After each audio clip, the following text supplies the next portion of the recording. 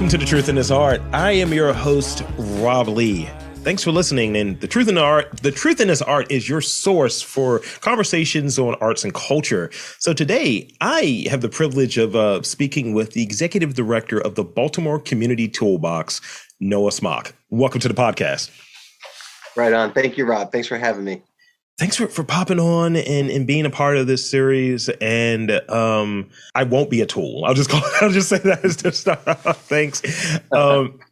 So could you give us some of those details? I gave a very sparse introduction for you. Could you give us some of the details of your background? Because it's much weightier than what I said previously. And tell us the story behind the Baltimore Community ToolBank, like the mission and things of that nature. Yeah. So the Baltimore Baltimore Community ToolBank. Sorry. All good. We get that, and you know what? It definitely fits because it is literally tools, equipment, and expertise for community partners. So we're actually celebrating 10 years of service, which we're doing all year long. We opened in June, did our first order in June of 2012 here in Baltimore. And the origins are actually from, it's a national model, and it comes out of Atlanta. And it's very, very organic. We had a young man in the early 90s doing service projects for his neighbors, helping them age in place. And he was accumulating tools, and he had them in the trunk of his car. And then he got a few more and put them in the basement of a church and got a few more. And then people started to ask, can I borrow this? Can I borrow that? And the bright light went off, and he said, hey, someone could do this full time just for the community sector, and it is its own thing. So that's a very abbreviated version, but if you fast forward now, so we were the second expansion site. So there was the home site in Atlanta, there was the Charlotte ToolBank. We opened in 2012. A month later, Cincinnati opened, and then pretty quickly thereafter, Richmond, Virginia, Houston, Texas, Phoenix, and now there's a ToolBank starting in the Windy City, Chicago. It's called the Windy City ToolBank. And the concept is radical sharing. We operate under the philosophy of disrupting the cycle of community groups, overpaying for something we can source and share.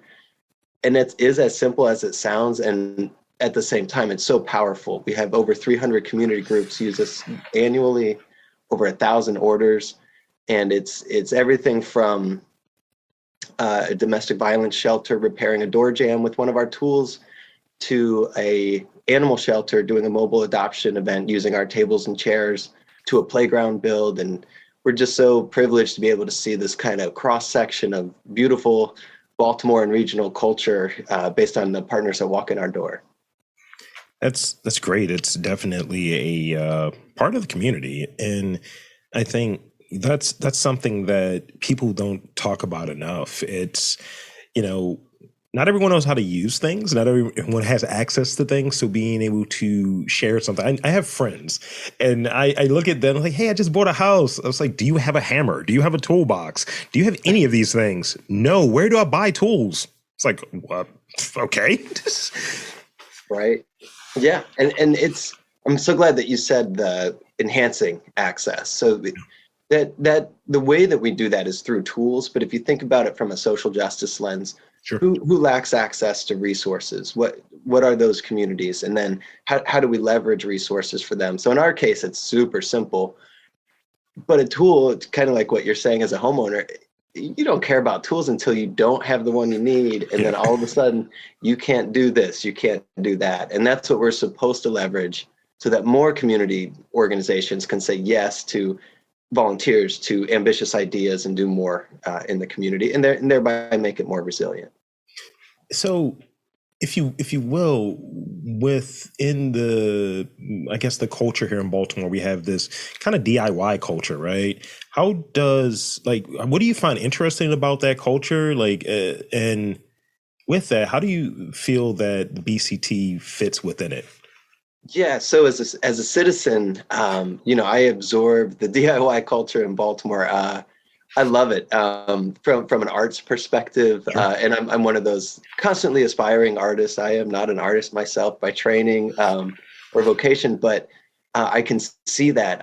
What I feel very very fortunate to see from the community side, and the ToolBank is a huge part of this. When we have neighbors, so actually I'll walk through an example. So let's say you and I are neighbors. We live in one of these awesome Baltimore neighborhoods. Across us is a vacant lot, and we want to convert that to a community garden. Kind of the spirit in Baltimore of DIY is, hey, we can do that. We can get together. We can get the time. We have the need. We have an idea. Hey, we may even have a little bit of skill in being gardeners. But if we have all of these things, but then we realize, oh, but we have to buy $2,500 worth of tools, and Baltimore City, where are you going to store it? Where is it going to go? In your basement, in your kitchen. So the idea here is we could get together as neighbors, identify a community benefit, and actually move through all the steps, because we have this awesome warehouse of resources at our disposal, and we don't have to own it. We don't have to build a shipping container, or store them in a container, or build something. We can borrow and bring them back. If what we're doing has community benefit, then you can go through the ToolBank and do that project. That's great, and it really hammers home the point. God, that was so corny. That was so corny. It was there, but it was so corny that hammers home the point. So, I was touching on a little bit earlier that your background is one that, at least from what I read, is service oriented. I see that you're an alum of AmeriCorps, that South Baltimore Gateway Partnership. So, board of directors there, and Source. Shout out to Hopkins for School of Public Health, and Living Classrooms Foundation. And community feels like it's a theme there. So, how would you summarize your background in terms of what's that through line for you? Because I don't want to tell your story, obviously. That's for you to do. And also, with that through line, when did you and how did you find that vocational calling? Yeah, thank you for asking that, because I would summarize a lot of my career in service as right place, right time, with a mixture of recognizing that I'm in the right place at the right time. So I grew up in rural Ohio. I actually grew up in Baltimore, Ohio. So nice. Less so row homes, more so cornfields. And I was itching to get out. So I signed up for this program called AmeriCorps, where young people, I had just graduated high school. You sign up. I was in a program called the National Civilian Community Corps. And I have to admit, I was not thinking service at the front of it. I mean, it did not bother me, but my thought was I get to travel around in a team of young people like myself, and I get to see something outside of the small rural community that I grew up in. And that was kind of the seed of service, because I spent 10 months in that program, traveled on the West Coast. I lived in San Diego, I lived in Oregon, I lived in Central California doing service projects. But that was also a way for me to earn a little bit of money for college. I'm very proud to have gone to San Diego City College for my core classes, so I could afford to go to the University of California, San Diego. So I stayed out there for a little bit. But as I was doing that, I worked at the Marriott. I was working at a property in San Diego, and then when I moved to Baltimore, I transferred, and at this point, I was 27 years old, and I realized, as fun as it was working at a hotel, that was just kind of a job that I kept moving up in, and I didn't make a real big choice about that. I wouldn't want a career in it. So I found myself a little bit stuck in that big question, kind of late, like what do I want to do when I grow up? But I had the fortune of coming across a community organization that I could see the work that they were doing, and I got the benefit of going on a tour there. Yeah. And I literally snapped that this is the work that I wanted to do, and that's when I applied for and begged to get a job in a career I wasn't in, and I did start working for Living Classrooms in 2008. Yeah. But what's really cool is the way that work tied me to the city of Baltimore and all of its beauty, complexity, need, but also strength, really charted the path for me going from there. I did work at the Hopkins School of Public Health, working with health professional students to connect them to community groups. So then I met hundreds of community groups, and then I started volunteering, and then the list of things of places I volunteered or served on a board is just that kind of small to more thing, which is you say you're interested, you sign up, you show up, and all of a sudden things are going really quick. So I was very, very lucky to get this role based on my work. I was volunteering for an organization called the Sixth Branch, and I was writing grants for them. It was an all volunteer board, so we were effectively staff.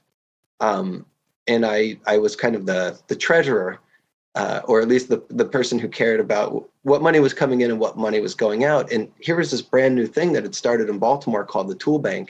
And what I knew at the time, it had only been around for a year, but we were about the same age at this organization, and we simply couldn't have done what we did to that scale if we didn't have the ToolBank. Yeah. So we heard that the executive director who just started it was leaving for another role, we joked that somebody's got to apply for this job, and that somebody was me. But it was kind of funny because it took me until my late 20s to kind of look around and realize, what is it I really want to be doing? What's going to sustain me? And this has been that career for me very much.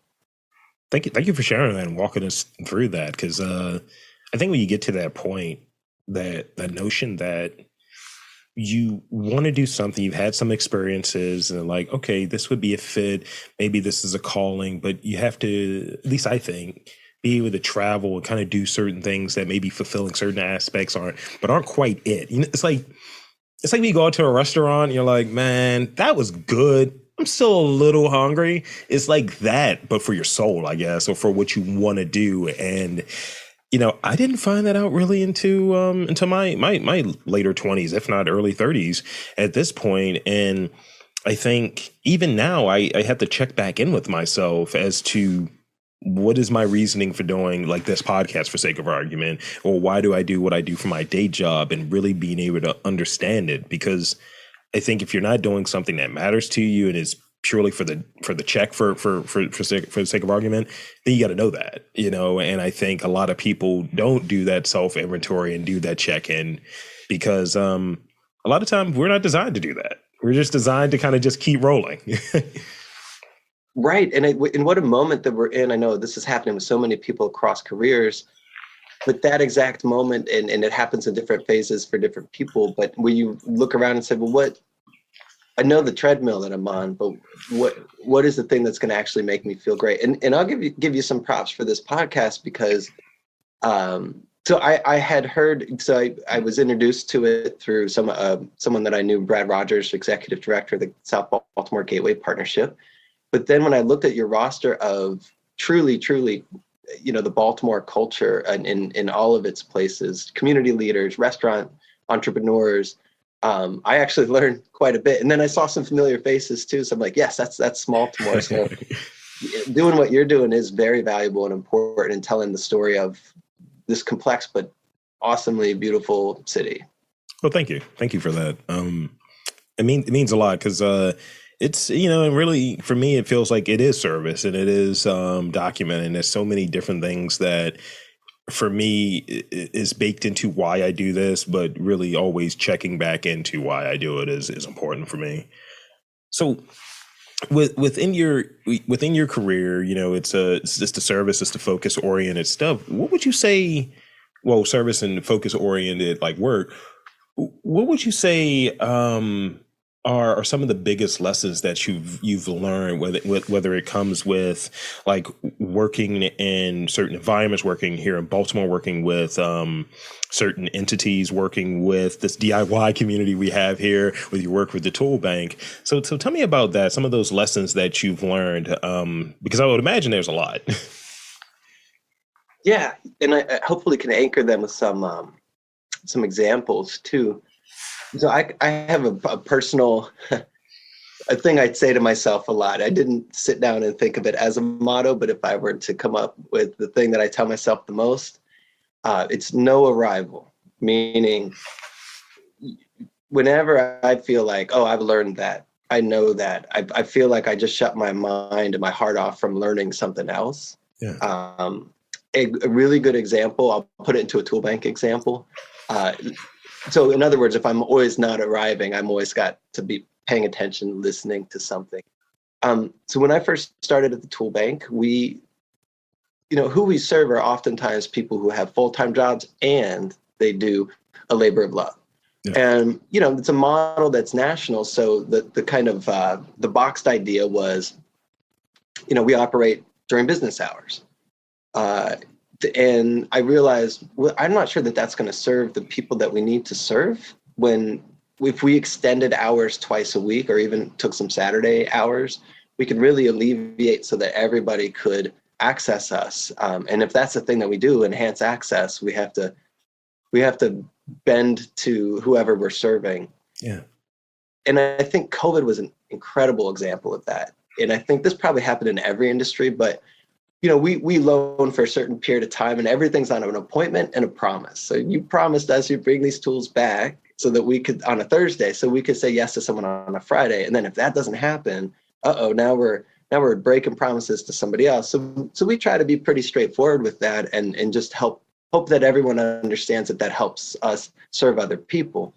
But I used to be pretty bent out of shape if you told me Thursday and it wasn't, I didn't hear from you until Friday.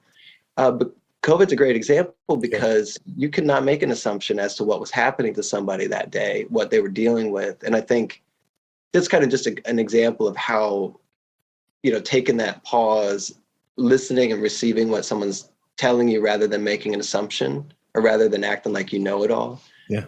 That's probably my biggest lesson that I've learned is just kind of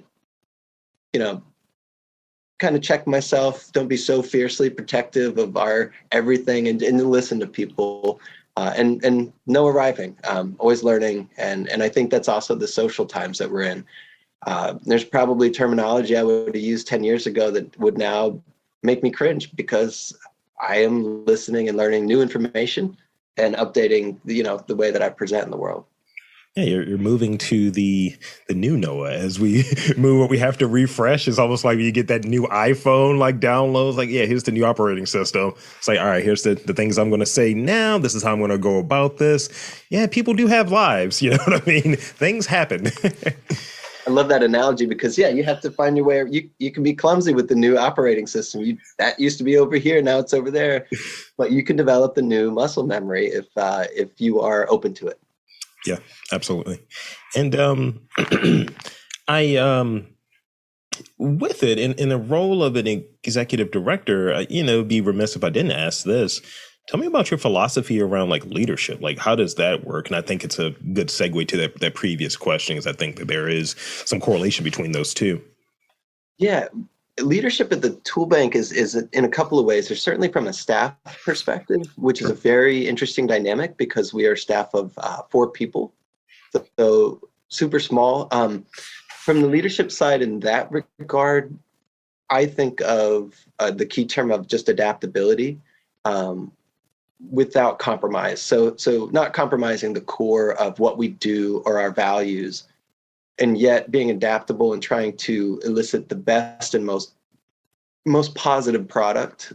There should be some joy actually in what we do at the ToolBank. So when I say that, I do actually mean that someone should be relatively happy coming to work for us every day. Now it gets a little hot in the warehouse or a little cold, whatever you don't want it to be. But even so, we do our work with some joy. And then leadership, a couple of years ago, I kind of tried to step into more thought leadership opportunities, which is difficult because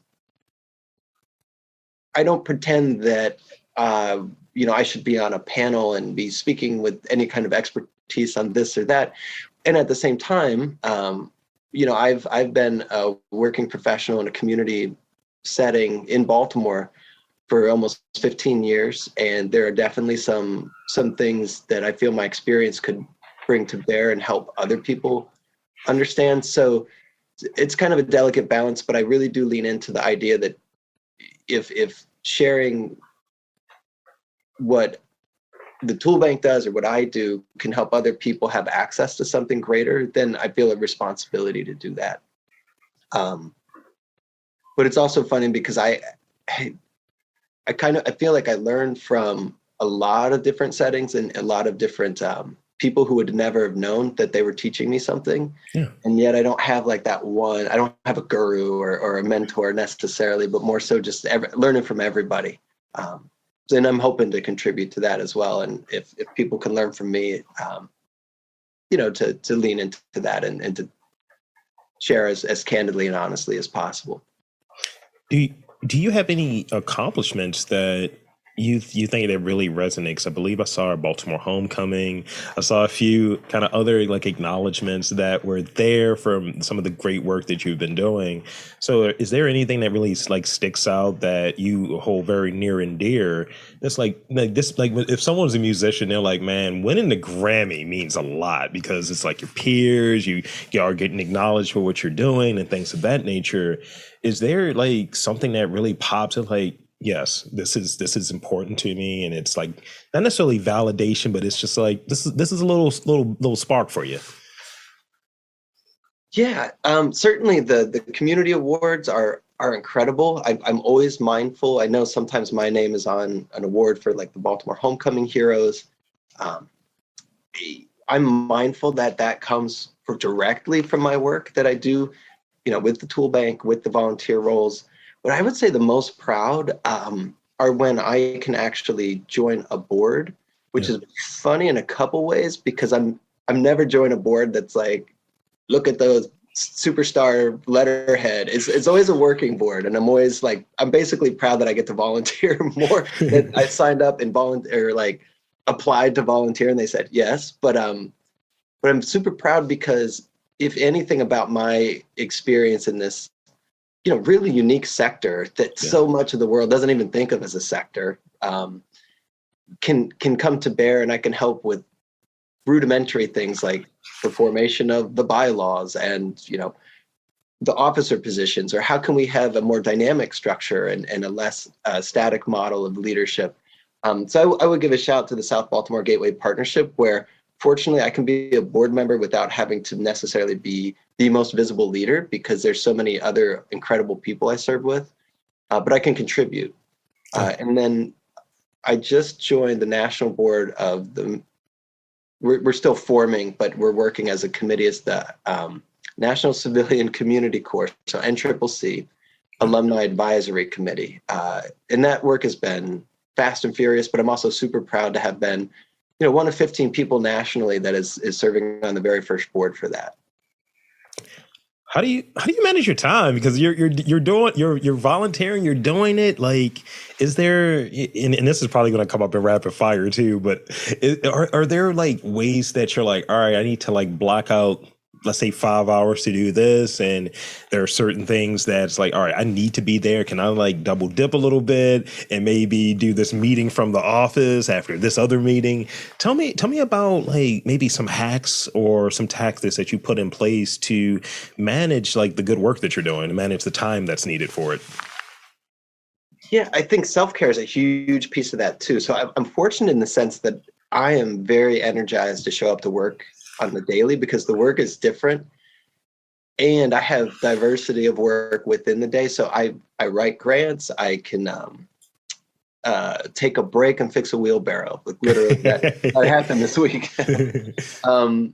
I can fill orders in the driveway and meet people and learn about their job. And then it actually fuels me when I sit down to write the grant. And I literally will put in there, I was just in the driveway talking to this partner. So there's diversity in the work, but also I do take days off. I do protect my time. And the funny part is I always tell my partner, Stephanie, who is also a big reason of my downtime, I actually have to schedule that free time. Yes, I can have it, but if it don't put it on a schedule and protect it, that's when it can feel like, that we're coming off the rails with all the commitments. I'm also a firm believer in board tenures. I want to know I'm going to give you 4 years and I'll see you. I'll put my time in and then I'll take a break. And it also helps that I just love what I do. And my life situation, I don't have children. If I did, I would be doing soccer practice. I'd be doing all of that stuff. So my life could take a slightly different focus, but I'm fortunate that I can dedicate a lot of that to to my actual community work. Yeah, kind of similar in that one of the things that you mentioned earlier I thought was great. It's like the opportunity to volunteer more, and I've been invited, and I'm on 2 boards currently, and I'm like, oh wow, these are meetings, and I'm a person that doesn't really like meetings, and it's more so like this, like when I talk to someone, it's like, oh, I have 10 interviews this week. And it's like, how do you do that? And it's like, I love doing it. So it doesn't feel like it's work to me, but those kind of intermediary things, whether it's talking to someone for potential funding or sponsoring, or maybe a pre-call to set up an interview at a later date, it's just like, can we get to the thing, the actual juicy thing? I don't want to see how the sausage is made. I just want to get it made. And, yeah, being protective of that time has been something I've gotten better with, because I just would just go. And I took maybe 2 weeks off from like that normal recording schedule. And normal for me is between 8 and 15 interviews in a given week. And having to really take the time, it's like, all right, I need to look through these questions. I need to refresh these things. I need to do this research. And I find that there's a cost that I take in account as well when I take a time away from it, because it might feel like I'm dragging a little bit if I'm just doing it's like, okay, this is past its expiration date.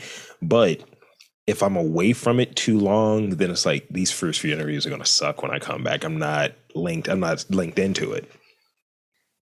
I hear that. And my board members will say, don't work on Saturdays, don't work. And I said, look, if I go quietly into the tool bank on the Saturday, I can get more done in 4 hours to set myself up so I don't feel rusty on Monday. And I do take Sunday off almost every Sunday, unless there's some really big event. And I do think baseball, I love baseball. I love the Orioles.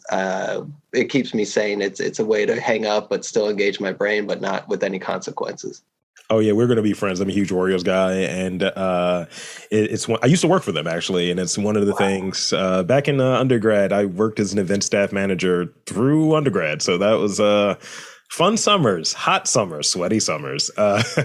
But it was great, and yeah, it is for me. It's like that now is part of my process during the day. Like I try to, especially during baseball season. It's like, all right, I'm done with the day job at about 4.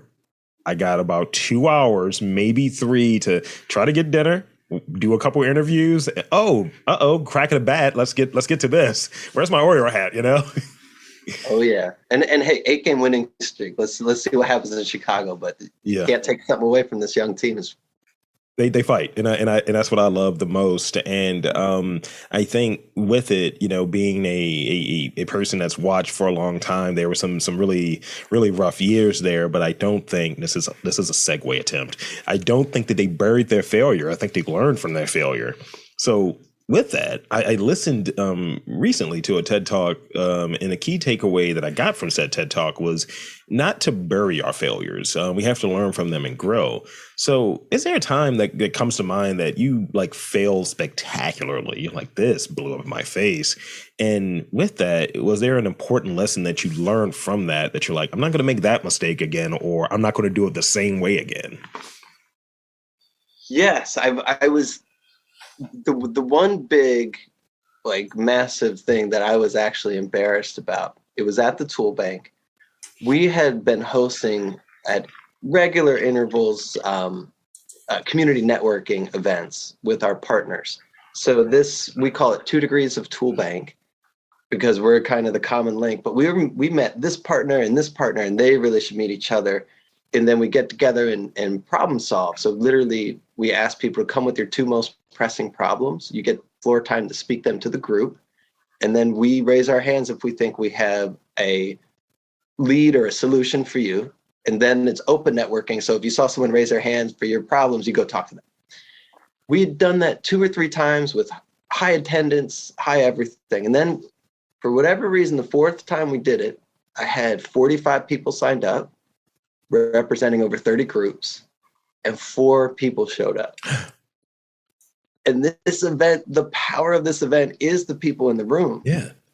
And I thought, well, first off, I literally embarrassed. I had food for 45 people because it was a nighttime event trying to get people in the door. And I really had to be honest and say, this has got to be an absolute failure of like following up with people. Yeah, they signed up. Yeah. But what didn't you do? And what came out of that, I honestly and plaintively emailed all the people and said, please be honest with me. What was the reason? Yeah. Was it because you felt like the event would be fine without you? Did I not send you a reminder on time? I just realized that personal touches go a long way. And when I can reach out to someone and say, like, if you were coming to this event, I say a couple days before, and this is what we've done subsequently, is, hey, don't forget, it's really valuable that you're in this room. We want to bring all of Rob's gifts into the room. Yeah. And the event will be worse without you. So if you can't make it, we understand, but please let me know and I'll invite somebody else. Yeah. So we just working a little bit harder to curate and have a personal touch. That helped our next event. We had 60 people at the next event. I'm proud to report, but that was super embarrassing to have the caterers come in and be like, where are all the people you're serving? Like, where's all of this circle sub going? Like, what are we doing with this? Oh my goodness. Oh yeah. Yeah, it's I've recently done some, well, not recently. It's been each month since February, with the exception of June. I've done a movie screening series at Motor House in Baltimore, and sometimes you try to learn from each one to have some rhyme or reason on how to make the next one better. And sometimes I'm like, I don't know why no one's showing up, or is it the personal touch? Is it maybe I need to send out that last, because human behavior sometimes dictates that I don't know what I'm doing until an hour before it's going to happen. So sending out that last reminder, and maybe the choice of movie, all of these different things can factor in, and really trying to put time to it and energy towards it to find out what it is, because you want it to be a successful event, and the purpose is bringing people together. At least that's the purpose that I do it. And if people aren't together, then it's a failure. And I'm so with you, because I was angry. I was like, people are flakes. Everyone reserved the right to get this. And I thought, I need to stop. What could I have done better? And why are we doing it? If no one's here, they don't think it's valuable, and then you didn't message it right. But also, I'm very interested in what you just said, because I'm going to check that out, because I'm a big film buff too. So maybe you get one extra person at the next one anyway. But it's so true. And I think, the human reaction is to also be like, I sent this out, I did this, I did that. Everyone knows we're working really hard over here, but it has to be relevant to people. So yeah, a little humility. And with it kind of tying into, and this is kind of just before we get to the rapid fire ones, tying into one of the earlier themes. Sometimes it has to just be the right time, right place. Hit that email at the right time. It's like, oh yeah, I'm not doing anything right now, and I'm right around the corner. Let me just go. Yes. All right. So here's some rapid fire questions for you. These are quick. They're nothing that's too out of the ordinary, but one I'm very interested in, because I've been working this new one in. We're going to see how it works. So I'm going to start off with this one. So I had a goal of traveling to Japan to try sushi, purely to try sushi. I heard that Questlove did that one year, and he and I have the same birthday. So that's the thing for me. What is the furthest you've traveled for something? It could be food. It could be something mundane. Like, look, man, I want there to get donuts, and I went to Tennessee for a donut. What was something that you've traveled really far for that seems kind of like mundane or a little, but you enjoyed it, but it was a little like, all right, was that really the best use of my time? Boy, that's a great question. And boy, that one's kind of stumping me. I traveled to Korea for my brother, but my brother's not mundane.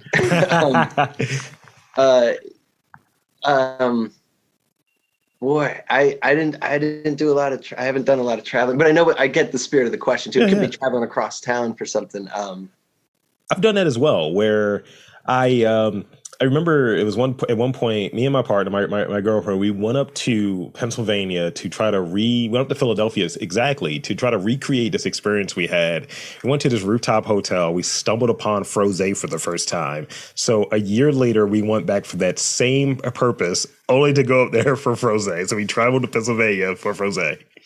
Okay, I get what you're saying. So when I lived in San Diego, I was 19 when I moved out there, and I had never been west of Missouri. So I was very, everything was awesome and brand new. Yeah. Um, and at one point in this program I was in, they gathered us at Mission Beach. And I had a great time with my team and everything. And a couple years later, I went back with the teammate to try to build we were on the beach building like sand castles of something. Yeah. But it was just the two of us, and we were trying to do it. And I'm like, things just look a little bit different. Everything was a little bit cheap. Everything was like a little bit more miserable. The magic wasn't there. So maybe that fits the bill. But like, yeah, trying to recreate something that was cool because it was the moment, not because it was independent. It still goes back to the thing, like time and place. That's the thing. You know, it's like once it shifts, and you're right. That second time, the froze wasn't as good. It wasn't the crystalline ice wasn't what I recall. My taste buds were not like popping. Tell us about what was the last movie you watched? Movie buff. The last movie I watched was well, I've been watching. I'm a big Criterion Channel fan, so I've been watching film noir, and I'm kind of going through Billy Wilder movies. Okay. So, you know, mixed reviews, but I do like some film noir. So I just watched Five Graves to Cairo. Five Graves to Cairo. I couldn't remember the name of the city, but yeah, Billy Wilder movie, 1943, like World War II stuff. Wow. I mean, I like hearing Criterion. You know, it's like that's what my partner. She's like, I'm doing a deep dive. I'm going through it. I came over one day. I was like, what are these 70s sideburns? She's like, oh, this is Robert Redford, All the Kings, but it's fine. I was like, is it? I don't. You go down some rabbit holes. I told us like I don't watch anything before 1985. I have a rule. It's like, look, if this came out and there were sideburns in it, I'm probably not going to watch it unless if it's not Bruce Lee. I don't care. Do you have any birthday traditions? Like, I go to New Orleans for my birthday. That is a thing that I do like every year. It speaks to me. I think it's a sister city to Baltimore, and I think it's a portal to weirdness. And so it's part of my birthday tradition. Do you have any birthday traditions? Well, so my partner and I are kind of doing like, so here's our birthday tradition. No stuff. If you're going to buy something, make it an alcohol or experience. Because those are the things we will actually do and remember. Maybe not the alcohol. But so on that note, actually, New Orleans was the last trip that we did for her birthday. I'd never been. We did that right before. We did that in December 2019. So when we didn't know traveling was going to be hard to do for a while. But really, it's identifying time and space that we can be together. Yeah. And we're kind of introverts. It's kind of usually just the two of us, but occasionally a friend will pop in here and there. Yeah.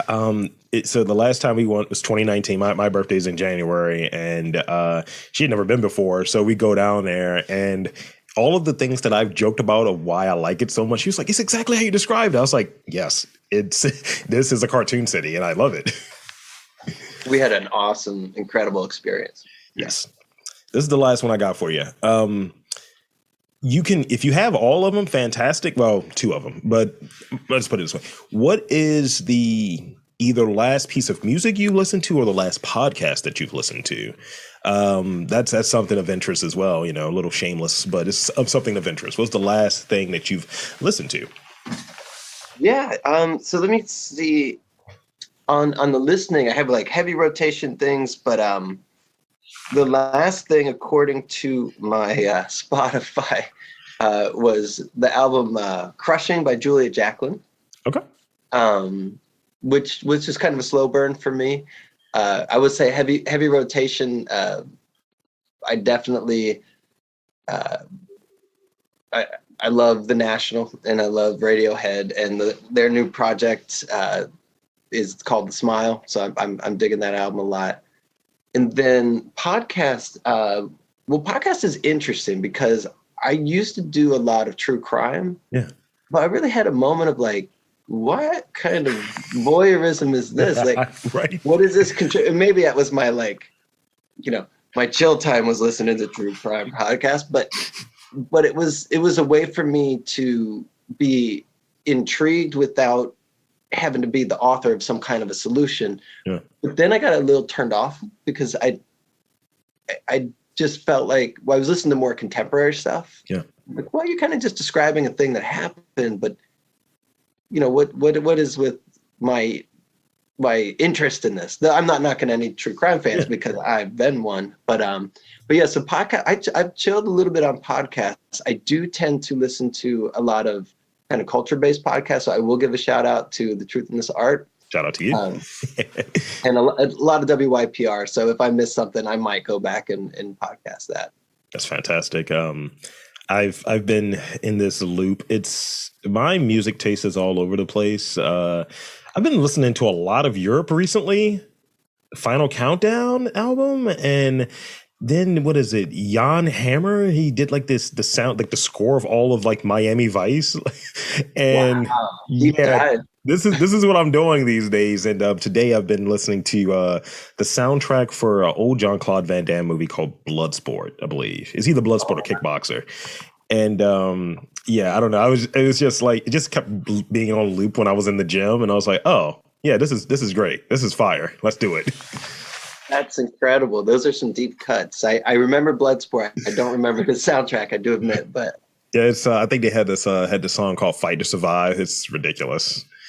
So there you have it. I want to thank you for being on this podcast, and I want to invite and encourage you to tell the fine folks where to check you out and more about the Baltimore Community ToolBank. Absolutely. So certainly our website, baltimoretoolbank.org. You can catch us on a lot of Instagram. Kind of what's happening daily, weekly is going to be populated there. A little bit of Facebook, but I think like most people, we're kind of migrating away from it. And we have, celebrating 10 years. So we're trying to hit the theme of just celebrating service and those that we serve. And we have a big old fundraiser coming up called Hammers and Nails on October 15th. If you go to that website, you can find all the links for tickets and all that good stuff. But it really helps us a lot get unrestricted funds for the very thing that we do, which is helping other community organizations. So there you have it, folks. I want to again thank Noah Smock from the Baltimore Community ToolBank for coming on to the podcast. And I'm saying there is service and community in and around Baltimore. You just got to look for it.